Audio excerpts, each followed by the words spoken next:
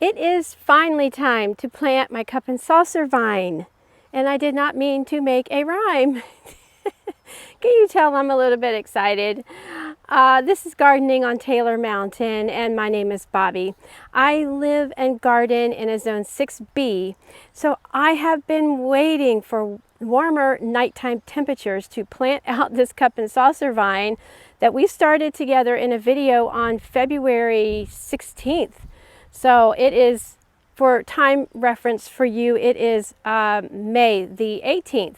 So you'll probably be seeing this just a week or so after I actually plant these out.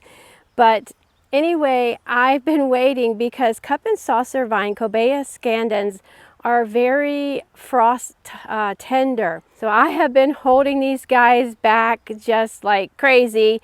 You'll see in a minute that they are so long. But that's why I have waited so late. I need to get my dahlias. These two beds are going to have my dahlias, and I need to get my dahlias in the ground, and butterflies are flying everywhere. But I need to get my dahlias in the ground, and so these cup and saucer vine have to go in now. It's a beautiful day. It's very mild. It's only about 70 degrees today, and I have been hardening off my cup and saucer vine to get them acclimated to the wind, the sun, the elements and everything for about a week or maybe 10 days. So I think they're totally fine. I feel like they're going to be totally ready. They have to be, so because it's time for them to go.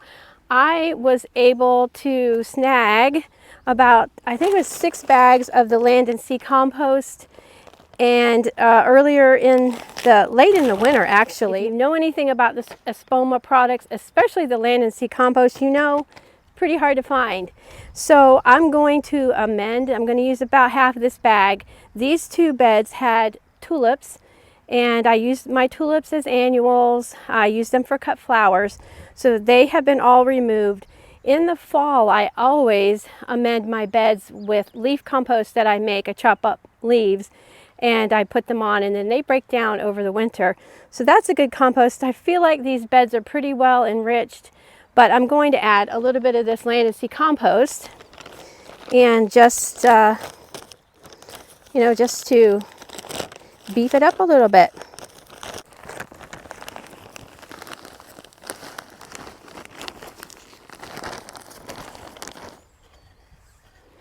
Yeah, that soil underneath looks great.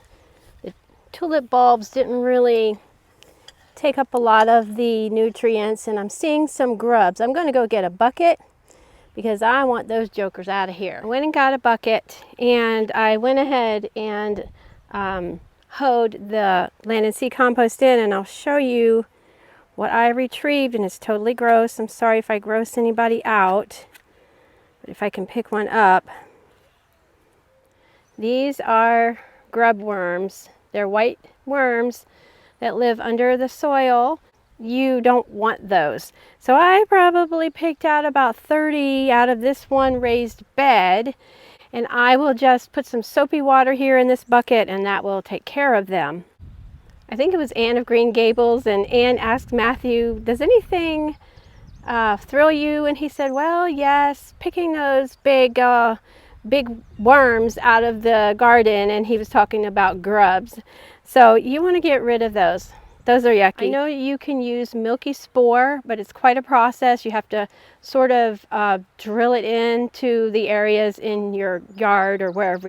Anyway, but for now, I need to get this bed prepared and going, and as I come to the grubs, I will pick them and put them in this bucket and do away with them like that. I have this obelisk that we're going to use as a trellis for the cup and saucer vine. As you know, they can grow very, very tall. You can size control them by pruning them. And I won't get any blooms on mine until probably right sometime in August. They are late bloomers. I'm just making all kinds of jokes here today. But they're late bloomers. But because I started them so early in February, that's probably going to cause me to have more blooms. Maybe not blooms early, but more blooms than I had last year, because the blooms are so gorgeous. But I only had like 4, 5, 6 I don't know, something like very few blooms. So let's see if we can get this centered. I'm terrible at getting things centered and things like that. My husband is so good at it. So he's always doing all those kinds of things for me. So I have some pretty good size landscaping stakes that I'm going to use to secure this in place.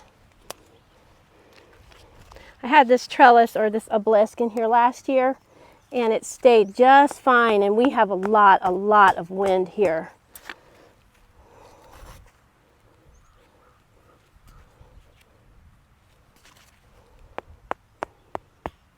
And I can't wait to plant out my dahlias, you guys. That's like tomorrow or the next day. It's time, it's time, it's time. Now what I want to do is add a little bit of flower tone to the planting area here. And this will be fine for the dahlias as well. I don't think I'm going to put it around the whole bed. I may use some. We have to remember with dahlias, they don't like a lot of nitrogen. So we have to focus on our phosphorus and potassium for dahlias. They say that if whatever your number of your phosphorus and potassium is, you want 2 numbers lower for your nitrogen, if that makes sense, for your dahlias. So something that's low in nitrogen, which this is a 3, 4, 5, and so that your first number, of course, is your nitrogen, a 3. So that's pretty low. This is Flower Tone by Espoma. So I don't think I'll have any problems. You know, it won't hurt the dahlias at all.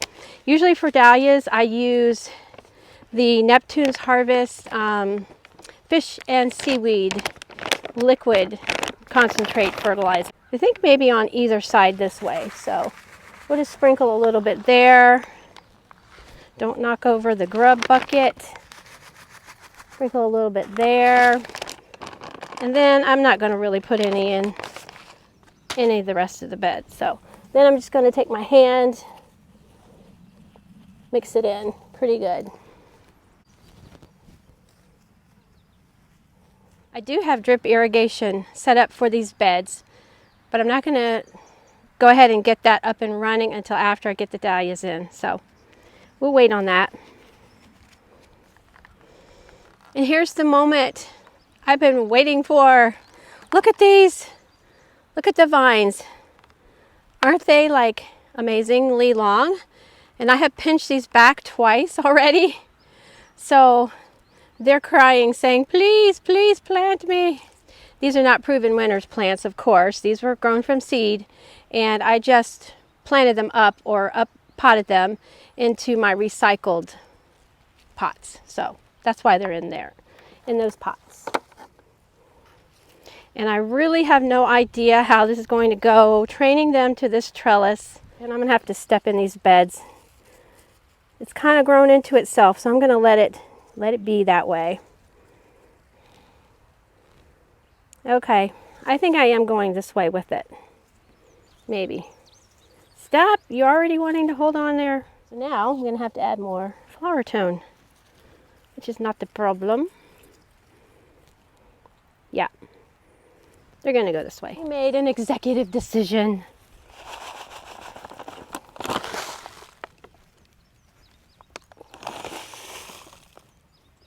After I plant these in their holes, then I will go ahead and tie them up to the obelisk. No grubs, yay! So you just kind of squeeze, squeeze, squeeze to get it out of its pot. Oh, look at the roots on that. I'm just going to gently tease them just a little bit. I don't want to plant them too deeply. Just about the same level with the soil that they already have. Yay, no grubs. Yay, yay. Okay, so I'm going to squeeze, loosen that up so we don't break the actual vine. And I'm going to just tease it a little bit, not much. Be gentle. Oops, already wanting to grab me and grab everything it can. I'm going to get it as close as I can. Good. Should have asked my granddaughter to come down and do some filming for me because they've been doing their CATs, and my grandchildren are homeschooled, but they do all the testing and so forth. So I think they're finished. She could have come down and filmed for me, and we could have gotten close-ups, but I forgot to ask her. Oh, look at that. Lovely. You're going to be so pretty. I'm going to go ahead and water these in now before we actually put them up on the obelisk, excuse me. And watering them in will help too with the flower tone. I've got steers staring at me. They're standing in the shade staring at me. Anyway, funny. I'm really surprised they're not up here by the fence because they're that nosy. I haven't decided if I want to use twine to lash them up to the obelisk, or I'll show you. I have these coated wire that I reuse it all the time. So this is a coated wire, and I use this all the time. Reuse and reuse a lot. Oh, good, you came loose from your friend. There's 3 or 4 vines here just on this one plant. And it's okay to pull apart the tendrils. It doesn't hurt them. They're tender in some ways and very resilient in other ways, if that makes sense. I don't know whether I want to go around or up. I think I'll figure this out, and then I'll come back to you, okay? All right, what I decided to do was, since this one sort of came apart, all of the vines and the tendrils and everything kind of let go of each other, I decided to go ahead and keep it its full length. But on this one, I could not get it separated well enough without breaking the vines. So I decided to go ahead and just prune it back, which I could have done with this one. So we'll see which one does better, the pruned back one or the not pruned back one. And I could probably root this. I may try to root a little piece, a couple pieces actually.